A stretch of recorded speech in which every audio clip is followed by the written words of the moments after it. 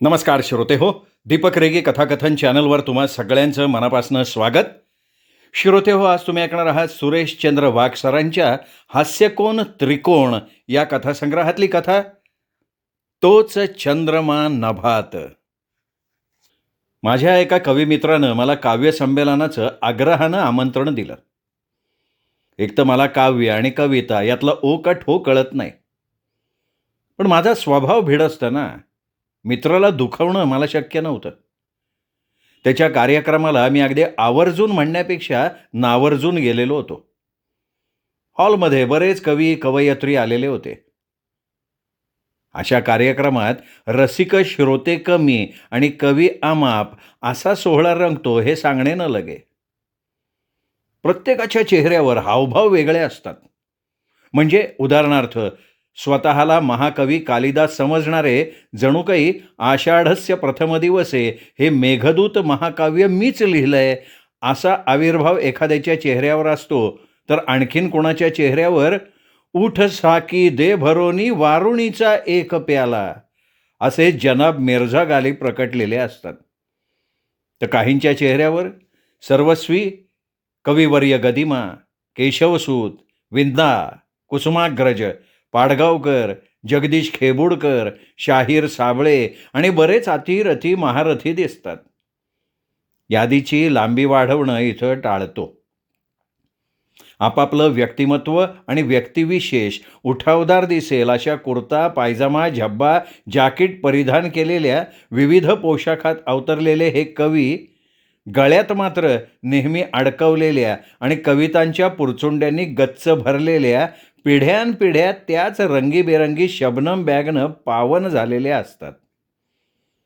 कार्यक्रमाला गेल्यामुळे मला कवींचे प्रकार समजले. शीघ्र कवी, शीघ्रकोपी कवी, प्रेमातले रंगेल कवी, प्रेमभंग झालेले कवी, संथ कवी, संत कवी, पंत कवी, तंत कवी, शाहिरी काव्य करणारे कवी, हास्य कवी, नैराश्य कवी, विद्रोही कवी, फिरक्या आणि गिरक्या घेणारे कवी, इत्यादी इत्यादी.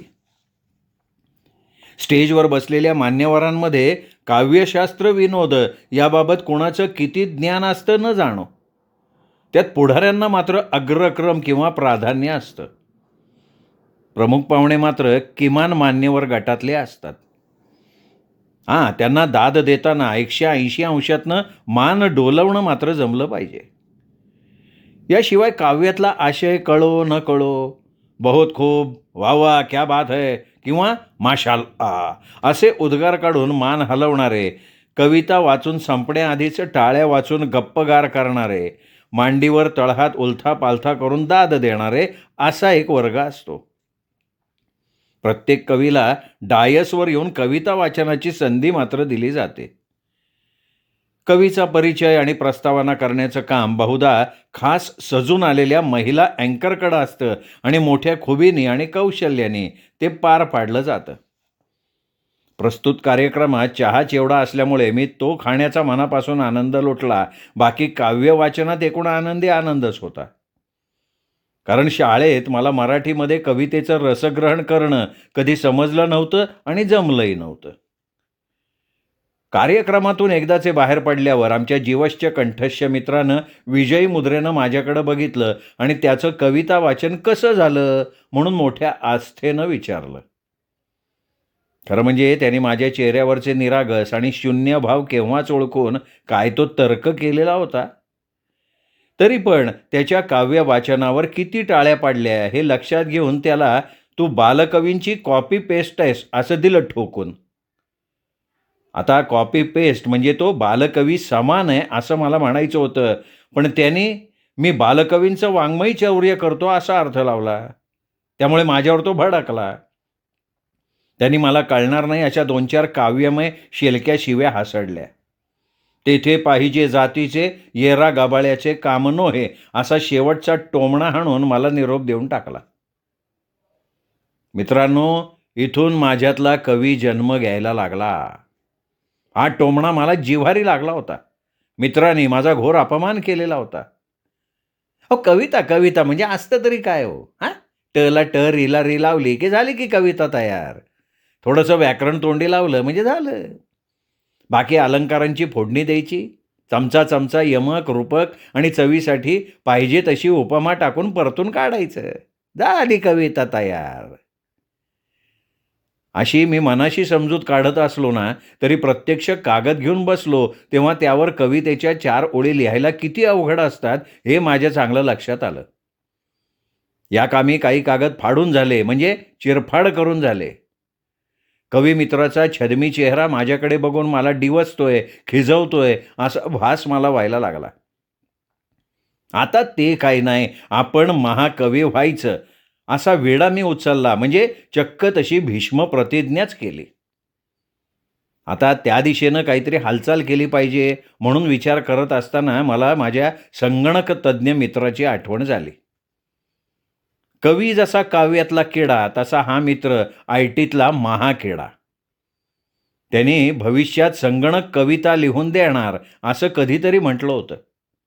संगणक निबंध, नाटक, पटकथा देखील लिहितील असं सुद्धा तो म्हणाला होता. त्यामुळे मी त्यालाच संपर्क केला.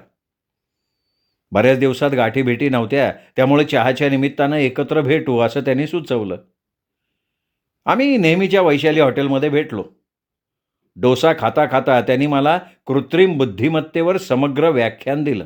तो म्हणाला, अरे आजकाल कृत्रिम बुद्धिमत्तेचा सावत्र भाऊ म्हणजे चॅट जीपीटी आपल्या मदतीला आला आहे. प्रत्येक क्षेत्रात या चॅट जीपीटीनं धुमाकूळ घातलेला आहे. गुगलकडे काय आहे काय नाही, पण भरेतभर म्हणजे आता बहुआयामी असं चॅट जीपीटी हे थक्क करून सोडणारं नवीन तंत्रज्ञान विकसित होऊन बाजारात आलं आहे. यात संगणकाला विचार करणं, दुसऱ्यांच्या भावभावना समजावून घेणं शक्य झालेलं आहे. त्याला मन नाही, पण तो विचार करून उत्तरं देतो, सल्लासुद्धा देतो. तो सांगत होता ना, ते सगळं अगदी भन्नाट होतं. गप्पा मारताना मला त्यांनी भरपूर मार्गदर्शन केलं. मी संगणक इंजिनियर नसलो तरी ऑफिसमध्ये संगणकाचा वापर आता अत्यावश्यक झालेला होता. त्यामुळे मला संगणकाची अद्ययावत नसली तरी ऑपरेटिव्ह लेव्हलवर माहिती होती, त्याबाबतीत मी जागृत होतो. एका रविवारी मी माझा लॅपटॉप उघडला. चॅट जीपीटीची जादूची कांडी वापरायचा निर्णय घेतला. मित्राच्या सल्ल्यावर हुकूम पटकन मी गुगलमध्ये शिरलो.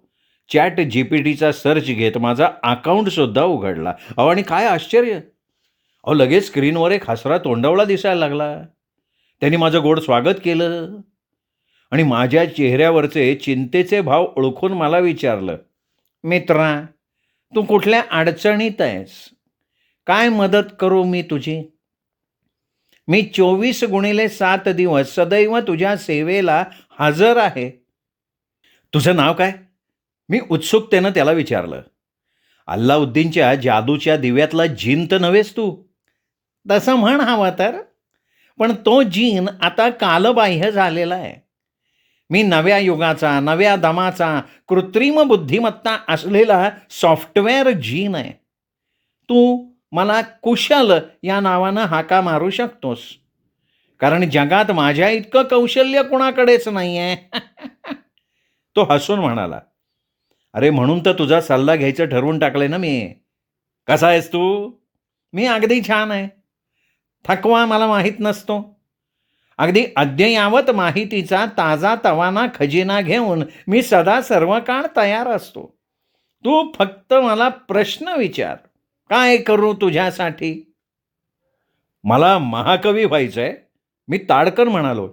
महाकवी? इतकं सोपं नाही आहे ते. वाल्मिकी आदी कवी होते. कालिदास, बाणभट्ट, भास, पाणिनी, वेदव्यास हे सगळे महाकवी होते. कुशलनी मला पटकन माहिती पुरवली आणि विचारलं, तुला यातलं कुठलं कवी व्हायला आवडेल? चतुरनं सांगितलेली महाकवींची अद्ययावत माहिती ऐकून मी चाट पडलो. ज्ञानाचं केवढं मोठं भांडार त्याच्याकडे होतं हे ऐकून मला त्याचं खूप कौतुक वाटलं. पण महाकवींची ही यादी बघून मी कुठला महाकवी व्हायचं या बाबतीत संभ्रमात पडलो. मी त्याला अडखळत विचारलं, मी कोणता महाकवी व्हावं असा तुझा सल्ला आहे? ते तुझी क्षमता, सामर्थ्य आणि कौशल्य याच्यावर अवलंबून आहे. त्यासाठी खूप खडतर तपश्चर्या करावी लागेल. तपश्चर्या हा शब्द ऐकूनच माझ्या अंगावर काटा आला. कारण लहानपणी वाल्याचा वाल्मिकी कसा झाला ही स्टोरी माझ्या आजीकडनं मी ऐकली होती. तहान भूक सारं विसरून वाल्या कित्येक वर्ष ध्यानस्थ बसला कसा आणि त्याच्या भोवती मुंग्यांचं वारूळ उभं राहिलं कसं हे मला माहिती होतं. याशिवाय तापट ऋषीमुनींच्या आश्रमात जाऊन पडेल ते काम करत त्यांची अविरत सेवा करावी लागते. कठीणात कठीण सत्वपरीक्षांना तोंड द्यावं लागतं हे देखील मी वाचलेलं होतं. आता अर्जुनासारखी पाण्यातलं प्रतिबिंब बघून वर्तुळाकार फिरणाऱ्या माशाचा डोळा फोडणारी धनुर्विद्या किंवा एकलव्यासारखं कुत्र्याच्या उघड्या तोंडात बाण मारून त्याला जखमी न करता त्याचं भुंकणं थांबवणारं कौशल्य हे मला आजच्या घडीला कसं शक्य आहे याची मला चांगली जाणीव होती. तरी पण मी कुशलला म्हणालो, त्या वरच्या यादीत सगळ्यात सोपे सोपस्कार करून कोण महाकवी झाला हे तुला ठाऊक असेलच की. कालिदासांनी मेघदूत, कुमारसंभव, रघुवंश, शाकुंतल लिहिलं तर बाणभट्टानं हर्षचरित लिहिलं. भास सिद्धहस्त नाटककार होते, त्यांनी वासवदत्ता लिहिलं. भवभूतींनी मालती माधव लिहिलं.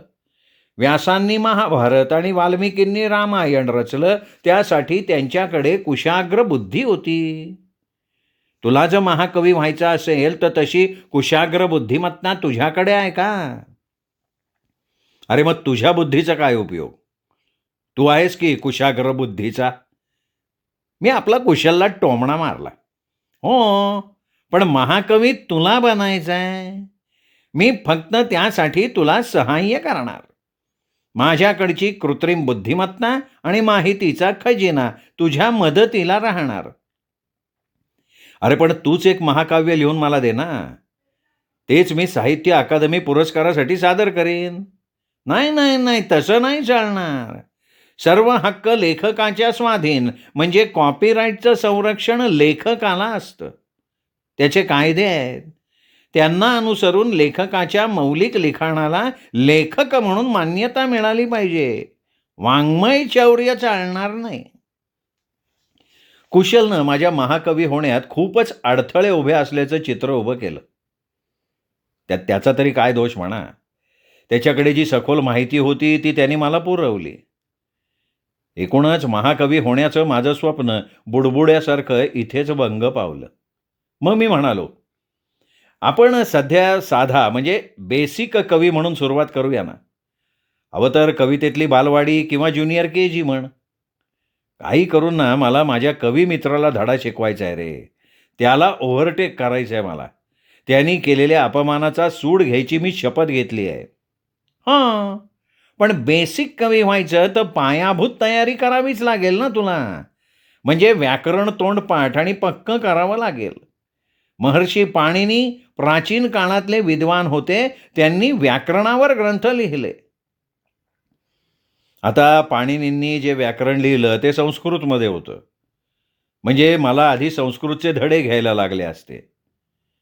शाळेत मी 5वी ते 8वी सोडलं ना तर संस्कृतपासून लांब होतो. राम हा शब्द चालवताना रमे रामे मनोरमे यापुढे माझी कसलीही प्रगती झाली नाही. थोडीफार मोडकी तोडकी रामरक्षा पाठ केली होती. रात्रीच्या अंधारातून घराजवळच्या बोळातनं जाताना जप करायचो तेवढा बास. मग मी कुशलला म्हटलं, ते संस्कृत नको रे बाबा, आपण आपलं मराठी व्याकरणात शिरूया. मायबोली माय मराठीत कविता करूया. ठीक आहे, त्यासाठी तुला मराठी व्याकरण चालवायला शिकावं लागेल. तरखड कर, तोंडपाठ करावे लागतील.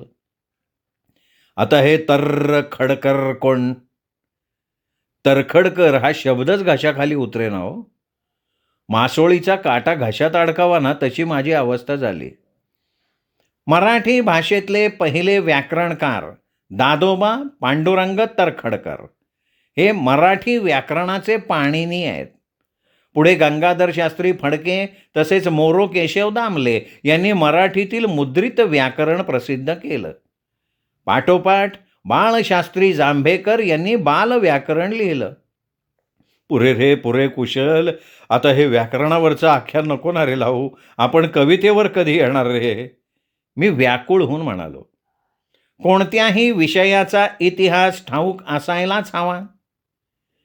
आणि इतिहास हा माझा अत्यंत नावडता विषय होता.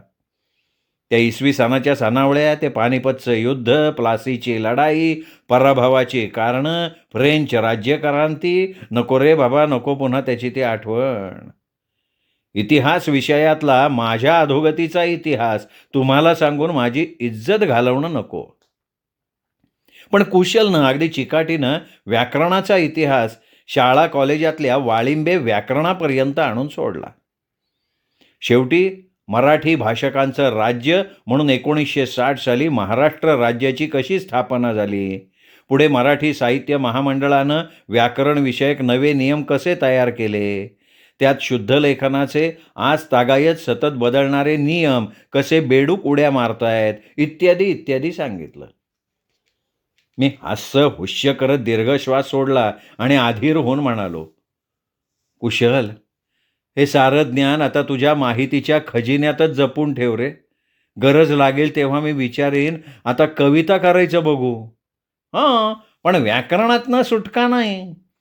वर्ण, शब्द, रस, पद, वाक्य, भाषा, कर्तरी, कर्मणी, भावे प्रयोग, नाम, नामाचे प्रकार, शब्दालंकार, अर्थालंकार, वाक्प्रचार, म्हणी यांचा व्यवहारातला सुयोग्य उपयोग कसा करायचा, हे जेव्हा तुझ्या डोक्यात शिरेल तेव्हा तू कविता जन्माला घालशील. या साऱ्या प्रसव वेदना सहन करायला लागतील तुला. सृष्टीची उलथापालथ तर झाली नाही ना. मुंग्यांनी मेरू पर्वत तर गिळला नाही ना. मग आम्हीच असे कमनसिबी कसे की आमच्या कवी होण्यात एवढे अडथळे उभे राहावेत. कुशलच्या चॅट जीपीटीचं इतका वेळ झालं ते रामायण पुरे झालं. त्याच्या नादानं आणखीन महाभारत करून घेण्यात अर्थ नाही असं मला वाटायला लागलं होतं. मी कुशलला म्हणालो, नाही नाही ते काय नाही, तूच मला एक कविता लिहून दे बरं. मित्राच्या तोंडावर अशी फेकतो ना, त्याची पूर्ती जिरली पाहिजे. आता तुझा आग्रहच आहे तर तुला देतो कविता लिहून. मला काय, जशी तुझी इच्छा. मग मला सांग, कुठलं गीत हवंय तुला? लावणी, भारूड, पोवाडे, गोंधळ, भोंडली, वासुदेव पोतराजाची गाणी, भलरी गीतं, आदिवासी गीतं, कोंकणी गीतं, लग्नाची गाणी, कोजागिरीची गाणी, पावसाची गाणी, गवळण, जात्यावरची गाणी, मोटेवरची गाणी, समरगीत, द्वंद्वगीत. तू फक्त ऑर्डर दे, झटक्यात लिहून देतो. कुशल, कुशल, अरे माझ्या जीपीटी दोस्ता, केवढीही भारंभार यादी उगाळलीस रे. भोंडली काय, भारूड काय, जात्यावरची आणि मोटेवरची गाणी पण तू लिहू शकतोस. अरे तुझ्या अफाट ज्ञान भांडाराचं आणि अचाट आवाक्याचं खरंच कौतुक केलं पाहिजे रे. तुला माझा मानाचा मुजरा. मग काय लिहून देऊ तुला? एखादं भावगीत लिहून देऊ का? का भक्तिगीत आवडतं तुला? दादा कोंडके स्टाईल खट्याळ गाणी चालतील का तुला? मुक्का घ्या मुक्का. बरं का मदन भाऊ, जे न देखे रवी ते देखे कवी. पण माझ्या कृत्रिम बुद्धिमत्तेचा पल्ला रवी आणि कवी यांच्याही पलीकडे पोचलेला आहे. मी कल्पनेपलीकडच्याही कल्पनेपलीकडची कविता लिहून देईन तुला. बाबा रे, अरे तू मला एक रोमॅन्टिक प्रेमगीत लिहून दे ना. पुढ्यात माझी प्रेयसी आहे. पौर्णिमेची रात्र आहे. टिपूर चांदणं पडलंय. शुक्र तारा चमकतोय. आकाशातले तारे मिणमिण मिणमिण करतायत आणि हवा कशी आल्हाददायक आहे. अहो, अंगात देवी किंवा देवऋषी यावा तसा माझ्या अंगात कवी यायला लागला होता बहुतेक. कमाल झाली का नाही? कवी हृदय नसताना माझ्या मनात कल्पनांची कशी मांदियाळी झाली. माझं मला आश्चर्य वाटायला लागलं. आणि त्याच वेळी माझ्या ओठावर उत्स्फूर्तपणे तोच चंद्रमान भात, तीच चैत्र यामिनी, एकांती मज समीप, तीच तू ही कामिनी तीच तूही कामिनी. हे शांता शेळकेंचं सुधीर फडकेंनी गायलेलं गीत स्फुरायला लागलं. पण मध्येच कुशल म्हणाला, मदन बाबू, नभातला कालच्या कवींना भुरळ घालणारा चंद्रमा आज तसा तो राहिलेलाच नाहीये. म्हणजे खरा चंद्रमा वेगळाच आहे. त्याच्याविषयीचं प्रेमाचं वलय कालबाह्य झालेलं आहे. असं कसं होईल? पुनवेचा चंद्र आजही दर पौर्णिमेला न चुकता उगवतोय. मम हृदयी दरिया उसळला प्रीतीचा, उगवला चंद्र पुनवेचा. बकुळ पंडितचं हे नाट्यगीत आजही रेडिओवर लागतंच की. मी गळा काढून म्हणालो, अरे वेड्या, पण हृदयात प्रीतीचा दर्या उसळवणारा खरा चंद्र हा दगड आहे, दगड. 20 जुलै 1969ला अमेरिकेच्या अपोलो 11 अंतराळ यानातून उतरून नील आर्मस्ट्रॉंगनं चंद्रावर पहिलं पाऊल ठेवलं, तेव्हाच कवींचा आणि प्रेमिकांचा चंद्र अगदी उजाड खडकांचा आहे हे स्पष्ट झालेलं आहे. कुशलनं आपल्या माहिती तंत्रज्ञानातल्या शास्त्रीय माहितीचा आधार सांगून कवी, काव्य आणि प्रेम या सगळ्या कल्पनांवर बोळाच फिरवला. आता याला काय म्हणावं? मूळ विषय होता कविता करण्याचा. कुशल आपलं ChatGPTचं कौशल्य दाखवताना तोच चंद्रमा नभात हा कसा शुष्क, कोरडा, उजाड आहे असं दाखवून कवी हृदयाला घरं पाडायचं काम केलं त्याने. मी कुशलला म्हणालो, तुला हृदय कसं नाही रे? अरे, पतीला दीर्घायुष्य लाभावं म्हणून स्त्रिया करवा चौथच्या चांदचं व्रत करतात. संकष्टीला उपवास करून भाविक गणपती बाप्पाबरोबर चतुर्थीच्या चंद्राची पूजा करतात. अरे, चौदवी का चांद, ईद का चांद, सहस्त्र चंद्रदर्शनातला चंद्र ही सारी चंद्राची रूपं आजही सगळ्यांना प्रिय आहेत. आणि मधुचंद्राशिवाय साजरी होऊच शकत नाही अशी ती लग्नानंतरची रतिक्रीडेची पहिली रात्र. हे सगळं तुला कसं समजायचं रे? लिंबोणीच्या झाडामागचा लपलेला चंद्र किती सुंदर दिसतो. अरे कुशल, ज्यांना हृदय असतं त्यांनीच चंद्रावर काव्य करावं. तुला हृदयच नाही, मग तुला कविता सुचणार तरी कशी? मदन बाबू, जे सत्य आहे ते सांगणं माझं काम आहे. सत्य कडू असतं. चंद्र खरोखरच मधू नाही. तुला मधुचंद्र म्हणजे काय आणि मधुचंद्राची लज्जत कशी असते हे कसं कळणार म्हणा? अरे, तुला हृदयच नाही तर प्रेमभावना कशा कळणार? मी कुशलला टोमणा मारला.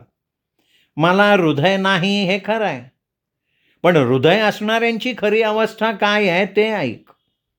जागतिक आरोग्य संघटनेच्या अहवालात गेल्या वर्षी जगात 2 कोटी लोकांचा मृत्यू हृदयविकाराच्या झटकेने झालाय. जगभरात 3 कोटी लोकांना उच्च कोलेस्ट्रॉलचा त्रास आहे. दर 33 सेकंदाला एक व्यक्ती हृदयविकारानं मरते. आणि भारतात तर बास रे बास, मला आणखीन आकडेवारी ऐकवू नको रे.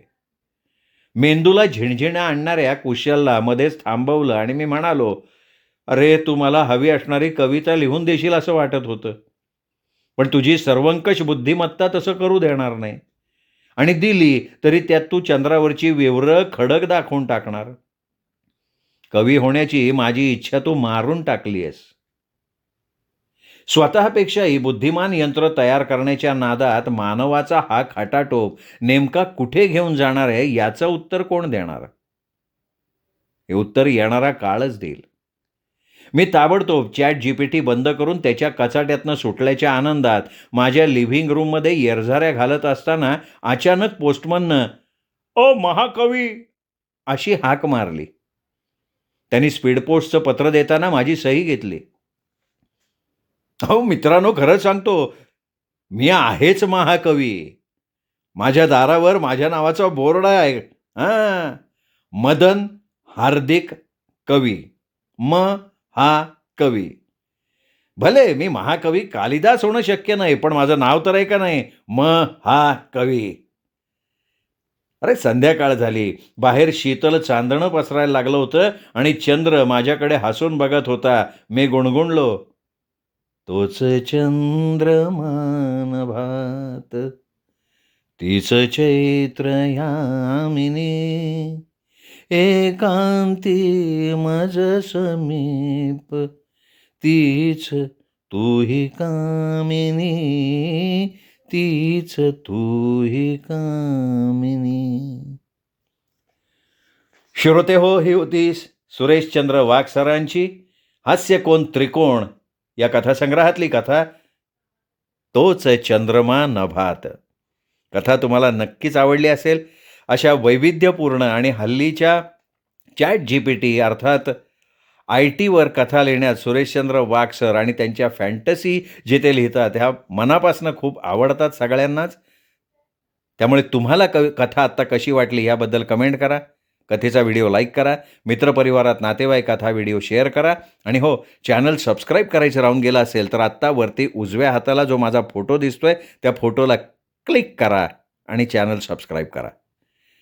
भेटत राहूया दीपक रेगे कथाकथन चॅनलवर, कारण दीपक रेगे कथाकथन चॅनल म्हणजे कथा आनंदाचा अत्युच्च ठेवा.